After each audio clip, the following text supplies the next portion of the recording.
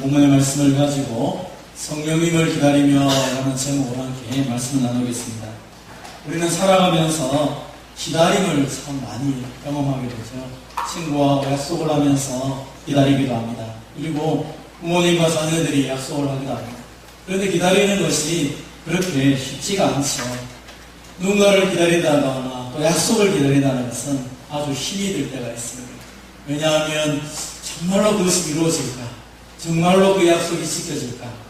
분명한 약속이라면 내가 좀 괜찮을 건데 애매모호하거나 확실하지 않으면 약속을 기다리는 것만큼 사람을 힘들게 하는 것은 없는 것 같습니다. 신종 코로나 종식이 지금 온다 라고 하면 우리가 좀 좋을 텐데 벌써 2주만 하면서 벌써 몇 달이 지나가고 있는지 모르겠습니다. 그러다 보니까 사람들이 점점 힘을 잃어가는 거죠. 정말 2주만 버티면 코로나가 종식이 되고 이 거리두기가 사라질까? 또 할 것인가? 이제는 안 되는 것이 아닐까? 사람들은 조금만 더 라는 그 자체를 기다리는 것을 참 힘들어합니다. 그러나 어떤 기다림은 참 행복한 기다림도 있죠. 오늘 보여드린 것처럼 어린 왕자에 보면 재미있는 이야기가 하나 있습니다. 어린 왕자가 지구에 오니까 작은 여우 한 마리를 만나게 됩니다. 그 여우가 어린 왕자에게 이렇게 질문합니다. 나를 길들여주면 좋겠다 라고. 어린 왕자가 질문하죠. 길들여진다는 게 뭐야? 그러니까 이 여우가 얘기합니다. 길들여진다는 것은 서로가 관계를 맺는 거야. 사실 지금은 나는 수많은 여우 중에 한 마리지만 만약 네가 나를 길들인다면 특별한 존재가 될 거야. 너도 수많은 소년 중에 한 명이지만 너가 나를 길들이면 너는 아주 특별한 존재가 될 거야. 여기 밖에 보면 우리가 이렇게 누렇게 되어 있지만 지금 나에게는 아무런 의미가 없어. 하지만 너와 내가 관계를 맺으면 너의 머리가 노랗듯이 내가 저 푸른 노란 보리밭을 보면 너를 생각하게 될 거야. 그리고 만약 네가 나하고 4시에 만나기로 약속한다면 나는 3시부터 가슴이 뛰게 될 거야. 왜냐하면 4시가 되면 너를 만나기 때문이지.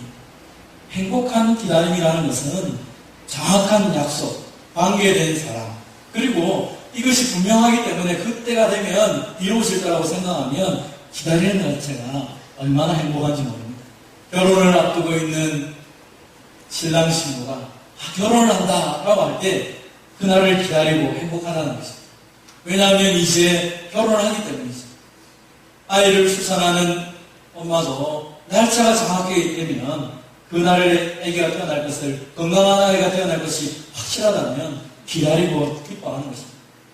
분명한 약속, 그리고 관계된 사람과의 약속이라면 기다리는 것이 행복해질 수 있는 것입니다. 오늘 본문에도 보면 행복한 기다림이 하나 있습니다. 그것은 예수님이 부활하시고 난 이후에 제자들에게 약속한 것이죠. 우리가 아는 것처럼 예수님이 십자가에 죽으시고 부활하셔서 40일 동안 제자들에게 나타나셔서 하나님의 나라의 일들을 말씀하셨습니다. 그것은 12명의 제자들에게만 얘기한 것이 아니라 고린도서에 보면 많은 사람들에게 나타나서 예수님이 부활하신 것을 눈으로 경험하도록 체험하도록 만들어줬습니다. 의심하는 도마에게도 허리나 손으로 넣어서 찔러보아라 라고 말씀했을 뿐 아니라 어떤 애는 음식을 같이 먹기도 하고 또 한두 사람에게만 나타나는 것이 아니라 500명이 있는 형제들 앞에서 나타나기도 했습니다. 그래서 예수님의 부활을 많은 사람들이 실제로 보고 경험했다는 것입니다. 예수님이 죽음의 권세를 이기시고 부활하신 것은 명백한 사실이었고 그 사실을 사람들이 이제 경험하고 흥분하기 시작합니다. 예수님이 죽음의 권세를 이기셨지. 그리고 예수님이 40일 동안 제자들에게 무슨 얘기를 합니까? 하나님의 나라에 대해서 이야기를 했습니다. 그러니까 제자들이 질문합니다. 지금 이때입니까? 지금 이스라엘을 회복할 때입니까? 이제 예수님이 부활하셨고 이제 능력으로 계시고 이제 그 능력으로 이 나라를 회복시킬 때가 되었습니까? 제자들이 그렇게 질문할 때 예수님은 얘기합니다. 아니, 내가 지금 이 나라를 회복할 때가 아니야. 너희가 기억할 것은 예루살렘을 떠나지 말고 내게 들은 바 아버지께서 약속하신 것을 기다려라. 너희는 몇 날이 못 되어서 성령으로 세례를 받게 될 것이다. 그래서 성령이 너에게 능력을 주시면 너희가 내 증인이 될 것이다. 예수님이 약속을 하셨어요. 그런데 이 약속을 하시고 난 다음에 제자들이 보는 데서 하늘로 올라가고 있는 것입니다. 아니, 죽음의 권세를 이기시고 부활하신 것만 해도 제자들을 흥분시키는 일이었는데, 그 예수님이 40일 동안 함께 있었기 때문에 그들이 이제 하나님의 나라가 올 것이야, 그런 기분이 좋았는데, 그 예수님이 하늘로 올라가시는 것입니다. 몇 날이 못 되어서 성령으로 세례를 받게 될 것이야 하면서 하늘로 올라가는 것입니다. 함께 먹고 함께 자고 함께 경험했는데 이제 이 예수님이 눈앞에서 사라지는 것입니다. 제자들이 이제 갈등을 할 수밖에 없죠. 둘 중에 하나입니다. 예수님이 하신 이 약속의 말씀을 붙잡고 예루살렘에 머물러서 성령님이 오실 때까지 있을 것입니다. 아니면 이제 예수님이 눈앞에 보이지 않으니까 이제 우리는 끝났구나, 이 약속 이제 믿을 수가 없어 하고 예수님을 떠날 것입니다. 저들에게는 두 가지의 선택의 기로에 서 있는 것입니다. 오늘 본문에 보면 예수님의 부활을 본 사람들이 500명이 넘는데도 불구하고 오늘 본문에 함께 모인 사람은 500명이 되지 않습니다. 그런 걸 보면 예수님의 제자들 중에서 예수님의 부활을 보고 확인하고 그것을 분명히 경험했음에도 불구하고 예수님이 승천하시는 것을 보면서 예수님을 떠나갔던 제자들도 있다고 볼 수 있는 것입니다. 그렇다면 오늘 예수님이 말씀하신 것을 붙잡고 성령님이 오시기를 위해서 기다렸던 이 제자들은 도대체 무엇을 하고 있었을까요? 다시 한 말씀을 통해 살펴보기로 합니다. 첫 번째 한번 따라해봅시다. 함께 모입니다. 그리고 마음을 같이하여 기도합니다. 예수님이 승천하신 것을 보았습니다. 그리고 이제 예수님의 말씀을 따라서 성령님을 기다리는 사람들의 모습. 그들은 어디에 갑니까? 우리가 알고 있는 마가다락방에 함께 모입니다. 거기 모인 사람들은 누구입니까? 베드로, 요한, 야고보, 안드레와 벨기, 토마와 바돌로메, 마테와 및 알페의 아들 야고보, 셀로신 시몬, 야곱의 아들 유다가 다 거기 있습니다. 예수님의 제자 11명이 모여 있습니다. 한 명이 보이지 않습니다. 누굽니까? 예수님을 팔았던 가룟 유다가 보이지 않습니다. 그는 예수님을 팔고 난 이후에 죄책감에 사로잡혀 스스로 목숨을 끊었습니다. 그리고 나머지 11명이 지금 모여 있습니다. 그리고 그 자리에는 여자들도 함께 모여 있습니다. 예수님의 어머니 마리아도 계시고 예수님의 아우들도 모여 있습니다. 그 숫자가 120명이나 되었다라고 성경은 말하고 있습니다. 왜 성경에서 이렇게 강조를 했을까요? 오늘 본문을 그냥 읽어보면 예수님이 부활하시고 승천하시고 제자들이 모이고 사람들이 모인 것은 당연한 것 아닐까, 그 모인 것이 대단해서 이렇게 말할 수 있습니다. 그러나 우리가 지난주에도 살펴본 것처럼 예수님이 부활하신 것이 명백함에도 불구하고 대제사장들과 장로들은 사람들을 보내어 군대들을 보내어서 예수님의 제자들을 잡으려고 하고 있고 예수님의 부활이 거치라는 소문을 퍼뜨렸습니다. 제자들은 무서워서 문을 꼭꼭 닫아두고 그들은 숨었던 것을 보게 됩니다. 그러니까 예수님이 부활하시고 승천한 이 순간에도 마찬가지라는 것입니다. 그 분위기가 그렇게 좋은 분위기가 아닙니다. 예수님의 부활을 본 500명 사람들 중에도 떠나간 사람들이 많고 남아있는 사람들이 120명밖에 되지 않습니다. 그러니까 이 모임이 쉬운 모임이 아니라는 것입니다. 그런데 좀 더 자세히 살펴보면 그곳에 모인 사람들을 성경은 한 명 한 명씩 기록합니다. 특별히 예수님의 제자들의 이름을 다 기록을 하고 있습니다.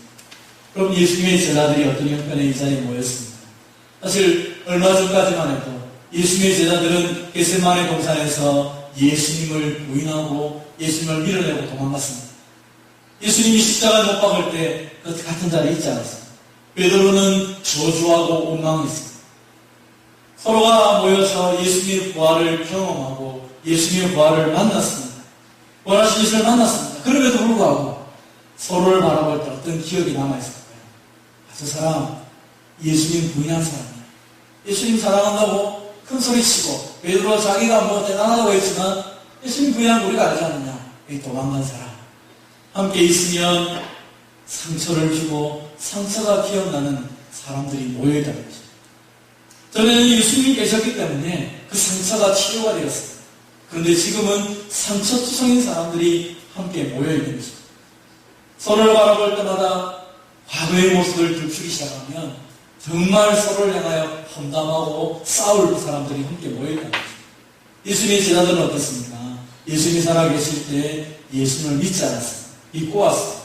그런데 이들이 지금 다 한 자리에 모여있는 것입니다. 숫자에 또 들지 않는 여자들, 그 당시만 해도 1세기만 해도 여자들이 함께 모여있다, 남자와 함께 있다, 있을 수 없는 이야기죠. 우리도 조선시대만 해도 남녀 7세 부동산 같이 못 앉아 있었죠. 따로따로 있었다는 거죠. 그런데 1세기 이야기니까 남자와 여자가 함께 있는 것은 거의 불가능한 시대입니다. 그런데 이 사람들이 다 함께 모여있는 것입니다. 서로를 비난하면 얼마든지 비난할 수 있고, 서로를 상처 주려면 얼마든지 상처 줄 수 있는 사람들이 함께 모여있습니다. 무엇 때문에 모여있습니까?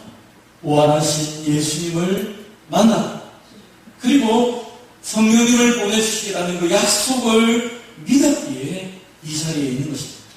상처를 줄 수 있는 사람, 상처를 받을 수 있는 사람이지만 하나님께서 주신 약속, 예수님의 그 부활과 성령에 대한 기대감 때문에 한 자리에 모여 있습니다. 그들이 모여서 무엇을 합니까? 모이는 것만 해도 기적인데 모여서 마음을 같이 하였다. 마음을 같이 하고 기도에 힘썼다라고 오늘 성경합니다.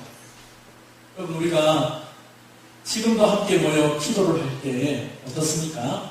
정말 좋은 사람, 마음을 터오는 사람하고 기도하면 기도가 잘 됩니다.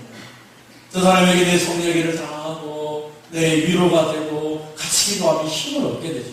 그런데 나에게 상처 준 사람, 나를 기분 나쁘게 한 사람, 나를 힘들게 하는 사람과 함께 기도의 자리에 딱 앉아보십시오. 기도가 안 됩니다. 하나님을 바라보고 기도함에도 불구하고 옆에 있는 사람이 신경 쓰여서 기도가 안 되는 것이죠. 저 사람 왜 기도하고 왔지? 왜 저 사람 내 옆에 있지? 정말 오늘 기도 은혜 받으려고 왔는데 저 사람 때문에 기도가 안 돼. 우리가 그렇게 쉽게 말하고 있지는 않습니다. 그런데 오늘 이 상처투성이 사람들이 함께 모여서 마음을 같이 하고 기도에 힘을 쓰고 있습니다. 왜 그렇게 기도했습니까? 주님의 부활과 성령님의 오심에 대한 확신이 있기 때문에 그들은 그들의 상처를 뛰어넘어서 함께 모인 것입니다. 사실 이전에 예수님이 함께 계셨을 때 제자들은 기도 안 했습니다. 우리가 아는 것처럼 예수님이 기도할 때 제자들은 잠을 자고 예수님이 기도할 때 제자들은 딴짓하고 있었습니다. 그런데 이제 예수님이 그들을 떠나시고 승천하신 것을 보았습니다. 그들이 이제 하나님이 약속하신 것을 기다리는데 그들이 곰곰이 생각하는 것입니다. 예수님이 세상에 살아계실 때 하나님의 일을 어떻게 감당합니까? 새벽에도 낮에도 저녁에도 예수님은 늘 기도하면서 하나님의 뜻을 이루어 가시다는 것입니다. 그래서 제자들은 이제 예수님이 함께 계시지 않자 예수님이 했던 것처럼 이제 기도하는데 힘을 다하는 것입니다. 마음을 다하여서 하나님께 기도하는 것입니다. 사랑하는 성도 여러분, 성도에게 있어서 기다림이라는 것은 기도를 의미합니다.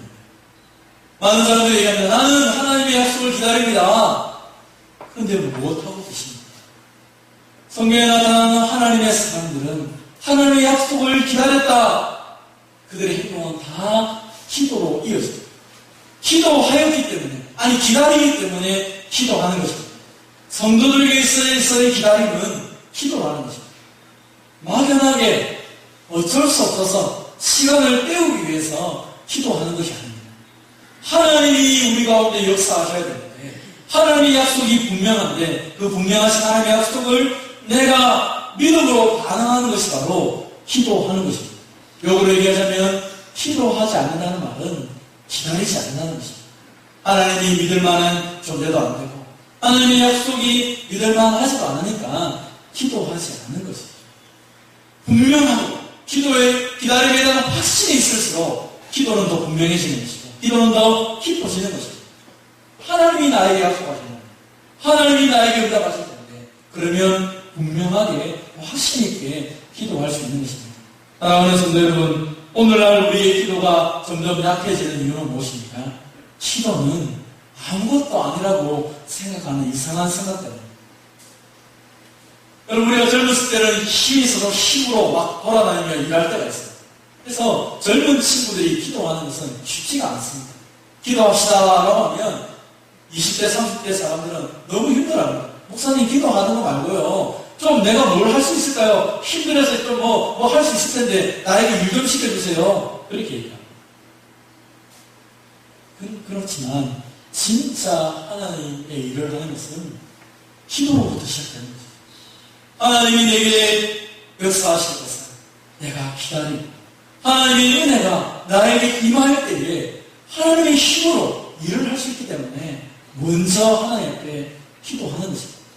여러분, 기다리는 것은 수동적이고 기다리는 것은 아무것도 아닌 것처럼 보이지만 그러나 그 기다림이 기도로 이어질 때 가장 능동적인 일이고 기도로 이어질 때 하나님의 능력이 우리 가운데 나타나게 되는 것입니다. 하나님의 약속을 기다리십니까? 그렇다면 기도하고 하나님께 엎드리시는 저와 여러분 되시기를 바랍니다. 예루살렘을 떠나지 말고 하나님 아버지께서 약속하신 것을 기다리라.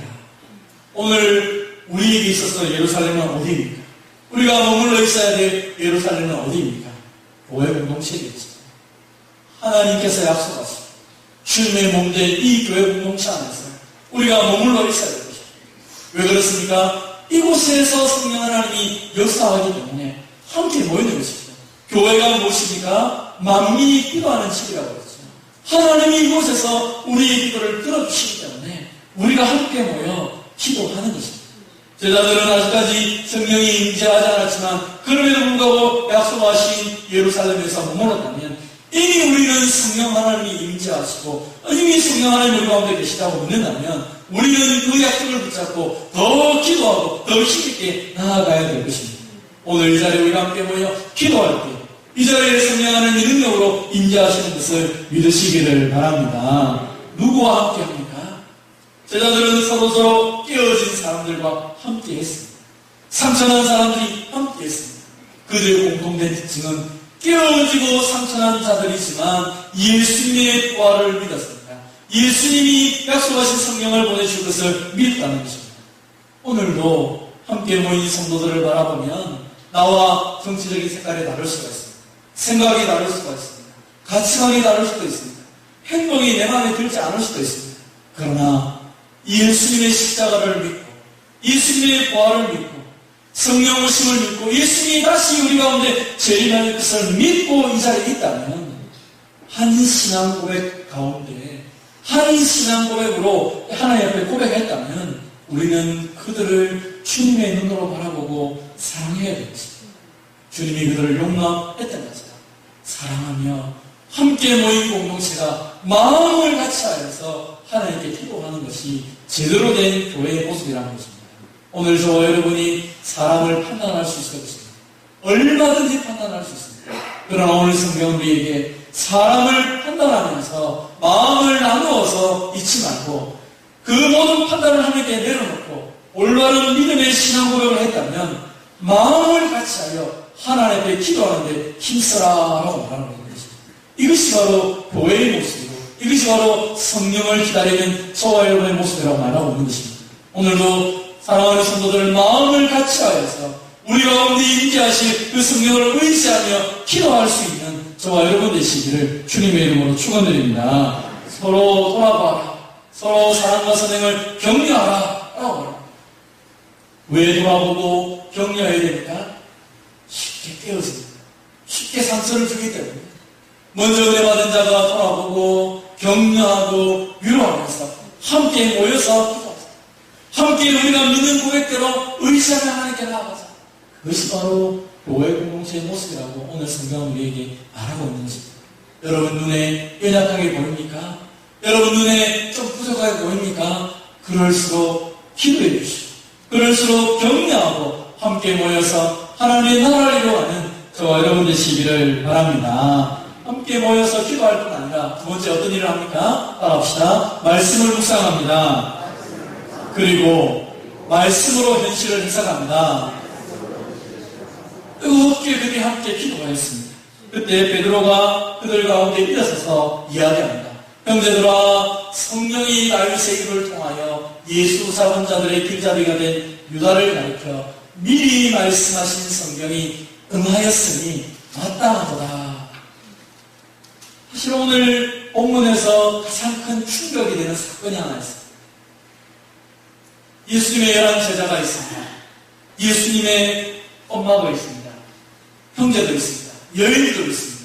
예수님을 따라서 열심히 살았던 사람들이 다 모인 것 같습니다. 그런데 한 사람이 없습니다. 예수님의 제자들 중에 제일 똑똑한 사람, 예수님의 제자들 중에서 그래서 회개를 맡았던 그 사람, 바로 가룟 유다가 그 자리에 없는 것입니다.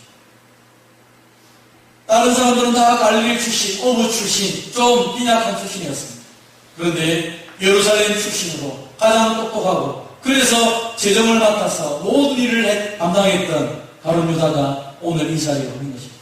심지어 그는 예수님을 팔았고 자살했습니다. 예수님의 제자들과 예수님을 따르는 사람들은 충격이었습니다. 왜요? 가장 예수님 옆에서 신실하게 한 것처럼 보였던 가룟 유다이기 때문에 그가 죽음을 당한 것입니다. 우리도 아마 그런 경험을 하게 될 것입니다. 열심히 주를 섬기던 사람이 갑자기 예수를 믿지 않고 교회를 떠나가든지, 아니면 불의의 사고로 죽임을 당하든지, 아니면 정말 저 사람이라면 정말 하나님 복을 너무 주셔야 되는데도 복을 주기는커녕 소주를 받은 것처럼 보이는 일이 닥쳤습니다. 사람들은 당황하기 시작합니다. 아니, 하나님이 계시는데 어떤 이런 일이 일어날 수 있을까?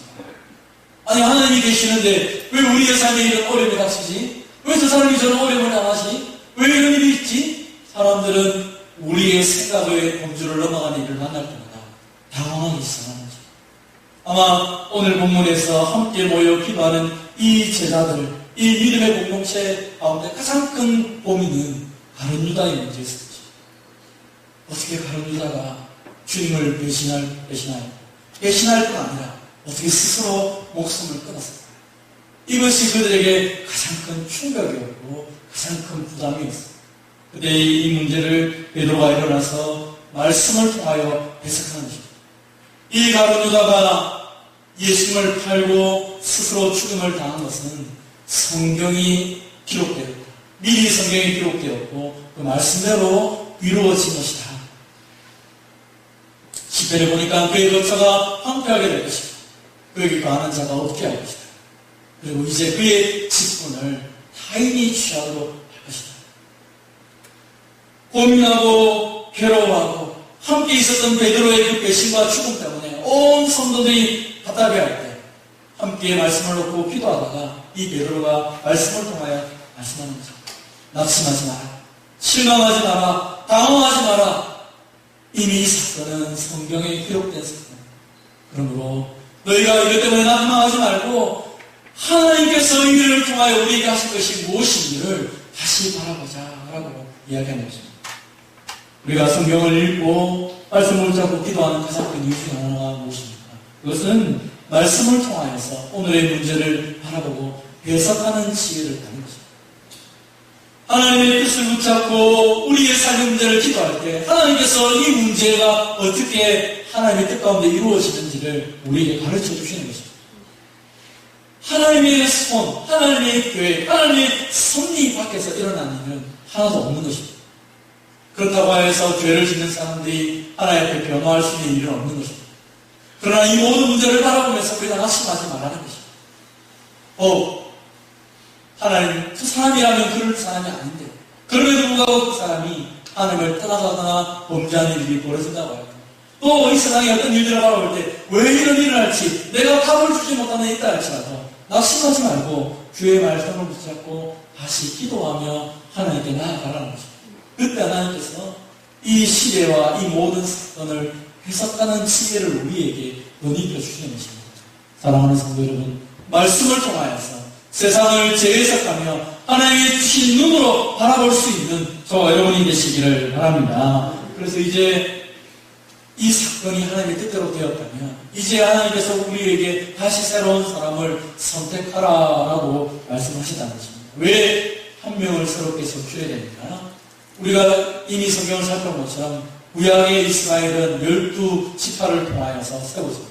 마찬가지로 새롭게 만들어질 이 새로운 이스라엘 백성이 12명의 사도 위에 세워지는 것을 보게 됩니다.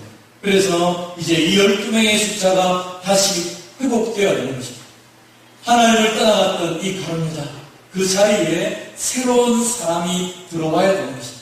그래서 공동체가 함께 이 약속의 말씀을 붙잡고 기도하며 제비 뽑아서 마띠아를 세웁니다. 그래서 가룟 유다가 떠나간 자리에 마띠아가 세워지며 이제 하나님께서 새롭게 은혜를 베풀어 주실 언약의 공동체가 준비가 되었습니다. 그런데 한 자리가 비어 있습니다. 무슨 자리가 비어 있습니까? 예수님이 떠나가셨죠. 예수님이 떠나간 자리에 누가 오셔야 됩니까? 성령님이 오시는 거죠. 그래서 이들이 그 12명이 차고 나서 하나님 앞에 간절히 엎드렸을 때에 성령이 오시는 역사가 이루어지는 것입니다. 말씀을 붙잡고 기다리면서 기도하고 말씀을 붙잡고 기도하면서 하나님께서 주시는 그 말씀을 따라서 그들의 부족한 부분을 채웠을 때에 성령 하나님이 능력으로 임재하시고 그 성령 하나님을 통하여 새로운 공동체가 세워진 것입니다. 오늘 우리가 이 4월 한 달 동안 4가지 주제를 가지고 말씀을 계속 보고 있습니다. 우리는 십자가를 통하여서 하나님의 사랑, 그리고 십자가를 통하여 죽음의 권세를 이기신 예수님을 기억합니다. 부활하심을 통하여서 이제 우리에게 새 생명을 주신 주님의 은혜를 기대하고 있습니다. 십자가가 의미가 있는 것은 부활 때문입니다. 다시 살아났기 때문에 십자가가 의미가 있는 것입니다. 부활의 그 능력, 부활의 그 증거를 우리가 어떻게 확인할 수 있습니까? 성령 하나님이 오셨기에 그것이 가능합니다. 성령 하나님 오신 것을 어떻게 믿을 수 있습니까? 성령 하나님 오셔서 하신 가장 큰 일이 무엇입니까? 바로 예수님의 십자가와 부활을 믿게 하셔서 믿음의 공동체, 교회를 세우신 것입니다. 오늘 저와 여러분이 교회 공동체로 존재하는 것은 성령 하나님이 우리 가운데 계시기 때문에 가능한 것입니다. 옆에 보면 사람들이 별로 위대한 사람, 세상에서 이름난 사람과 비교하면 그렇게 멋진 사람이 아닐 수도 있습니다. 그러나 믿음의 눈으로 봅니다. 내 옆에 있는 이 사람을 위해서 예수님이 십자가에 죽으셨고 예수님이 부활하셨고 예수님이 성령님을 보내주셔서 오늘 내 옆에 함께 모여 예배할 수 있는 믿음의 공동체로 살아가셨다는 것입니다. 우리 그것을 바라본다면 옆에 사람을 바라보는 우리의 시각이 바뀌어야 됩니다. 주님이 이 사람을 위해서 죽으셨고 주님이 이 사람을 위해 살아나셨고 주님이 이 사람을 위해서 성령님을 보내주셔서 이 아름다운 교회 공동체를 이렇게 세우셨고 감사하며 감격하며 하나님을 의지하며 살아가야 되는 것입니다. 교회가 존재하는 것 자체가 성령님이 우리 가운데 임재하신 것이고 성령이 임재하신 것을 믿는다면 오늘 저와 여러분 뜨겁게 기도하며 그 말씀 위에 힘있게 살아가야 될 이유가 있는 것입니다. 세상을 바라볼 때 소망이 없습니까? 성령 하나님 우리 가운데 오신 사실을 믿고 하나님 주시는 그 말씀으로 세상을 바라보는 저와 여러분 되시기를 바랍니다. 오늘 우리는 이 말씀을 읽으면서 마지막으로 한 가지 또 생각합니다. 그것은 오늘 이 믿음의 공동체 앞에서 당당하게 말씀을 전하는 베드로의 모습입니다. 그런 베드로가 이 믿음의 공동체 앞에서 말씀을 전할 수 있는 처지입니까? 베드로의 모습이 어떻습니까? 주님을 배신했습니다. 3번이나 주님을 배신하고 저주했습니다. 그래서 베드로의 그 과거 이 자리에 모인 사람들 중에 모르는 사람 아무도 없습니다. 다 자기가 수제자라고 말하면서 자기가 대단하다고 늘 말하면서 그러면서 예수를 배신하고 공동체를 버리고 저 나쁜 놈. 그런데 그 베드로가 뻔뻔하게 서가지고 설교를 해. 들을 필요 없어. 은혜도 안 돼. 그렇게 해도 괜찮을 분위기였어요. 그런데 아무도 그렇게 이야기하고 있었어요. 모두 다 주님의 말씀으로 받고 있습니다. 심지어 베드로조차도 내가 뻔뻔스럽게 말을 전하는데 이렇게 해도 될까? 저렇게 해도 될까? 불안한 마음으로 말씀을 전하고 있지 않습니다. 그 모인 우리 앞에 당당히 서서 하나님의 말씀을 능력 있게 증거하고 있다는 것입니다. 어떻게 베드로가 그렇게 할 수 있습니까? 그것은 우리가 지난주 요한복음 20장을 살펴보고 그 다음 장 21장을 살펴보면 그것이 가능한 것입니다. 예수님의 부활을 두 번이나 경험했습니다. 공동체가 다 예수님의 부활을 확인했습니다. 베드로도 그 자리에 있었습니다. 그렇지만 베드로가 물고기를 잡으러 가겠다고 갈릴리로 다시 돌아갑니다. 그래서 물고기를 밤새도록 잡습니다. 그런데 한 마리도 잡히지 않았습니다. 한 마리도 잡히지 않은 그 새벽에 예수님이 그 베드로를 찾아오십니다. 그리고 아침을 맛있게 먹여주고 있습니다. 아침을 먹고 난 다음에 베드로를 향하여서 예수님이 질문을 합니다. 요한의 아들 시몬아, 네가 이 사람들보다 나를 더 사랑하느냐? 주님, 그러합니다. 내가 주님을 사랑하는 줄 주님께서 아십니다. 내 어린 양을 먹이라. 또 두 번째 말합니다. 요한의 아들 시몬아, 네가 나를 사랑하느냐? 예, 주님, 그러합니다. 내가 주님을 사랑하는 줄 주님께서 아십니다. 내 양을 치라. 주님이 세 번째 다시 묻습니다. 요한의 아들 시몬아, 네가 나를 사랑하느냐? 주님이 세 번째 질문할 때 요한의 아들 시몬 베드로가 근심을 합니다. 주님, 모든 것을 아십니다. 내가 주님을 사랑하는 줄 주님이 아십니다. 그래, 내 양을 먹이라. 공동체적으로 주님을 만났습니다. 부활하신 주님을 만났습니다. 그래도 베드로는 다시 공동체 앞에 쓸 마음이 생기지 않습니다. 예수님이 부활하신 것은 확실한데, 그렇지만 내가 주님을 부인하고 내가 주님을 저주한 것을 이미 모든 사람이 다 아는데 나는 주님의 제자가 될 자격이 없어. 나는 예수님을 따라갈 자격이 없어. 부활하신 것은 내가 믿지만 나는 더 이상 저 믿음의 공동체 앞에 들어갈 자격이 없어 하면서 그가 물고기를 잡으러 갔을 때 주님이 개인적으로 그를 만나주셨죠. 개인적으로 그를 만나서 질문한 거죠. 요한의 아들 시몬아, 네가 나를 사랑하느냐? 네가 나를 사랑하느냐? 네가 나를 사랑하느냐? 너 왜 나를 대신해서 과거를 묻지 않습니까? 주님이 지금 질문하는 것은 한 가지입니다. 네가 나를 사랑하느냐? 네가 나를 사랑하느냐? 네가 나를 사랑하느냐? 예, 주님 사랑합니다. 그러면 내 양, 이 하나님의 교회 공동체를 내가 너에게 맡깁니다. 내가 너를 지금 부르는 것은 과거에 네가 잘했기 때문에 너를 부른 것도 아니요. 네가 능력이 많아서 부른 것도 아니고 앞으로 잘할 거기 때문에 부른 것도 아니라 지금 네가 나를 사랑하느냐? 그 사랑 하나만 내가 너에게 질문하고 그 하나만 있다면 그거 하나 붙잡고 다시 이 공동체를 일으켜라라고 말하는 것입니다. 우리는 주님 앞에 종종 나아갈 때마다 나의 연약한 모습 그게 생각이 나서 주님 앞에 다시 힘을 내지 못한다고 했어요. 내가 이렇게 은혜를 많이 받고도 이렇게 형편없는 자리에 떨어졌는데 어떻게 벼룩도 낯짝이지 주님 앞에 나가서 기도할 수 있을까? 공동체 앞에서 내가 직분 받았다 끝을 칠 수 있을까? 주님은 그걸 따지지 않습니다. 주님은 다시 베드로를 그 기도의 자리로 불렀을 뿐 아니라 그 믿음의 공동체 앞에서 말씀을 전하는 자리로 세우셨습니다.